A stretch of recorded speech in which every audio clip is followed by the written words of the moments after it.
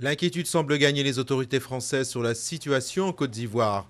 Le regroupement des ressortissants français a débuté aujourd'hui en 3 points sur la ville d'Abidjan, alors que Paris renforce son dispositif militaire avec 150 soldats supplémentaires venus du Gabon.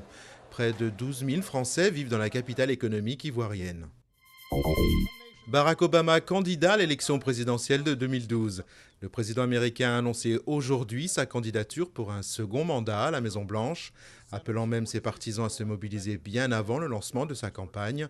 La Constitution américaine limite à 2 le nombre de mandats présidentiels. Alors que les États-Unis poursuivent leur frappe en Libye, Mouammar Kadhafi cherche une issue diplomatique au conflit. Le vice-ministre libyen des Affaires étrangères Abdelatif Labi s'est rendu hier à Athènes et est attendu aujourd'hui à Ankara. Sur le terrain, la ligne de front semble toujours stagner aux alentours de Brega, où les forces rebelles et les troupes loyalistes se font face depuis plusieurs jours. Tentative de la dernière chance à Fukushima. Des milliers de tonnes d'eau radioactive ont commencé à être déversées dans l'océan. Une opération qui devrait permettre de réparer les circuits de refroidissement des réacteurs, selon l'opérateur de la centrale TEPCO. Plus de 3 semaines après la tragédie, le Japon déplore 12 157 morts et 15 496 disparus. Un bilan toujours provisoire.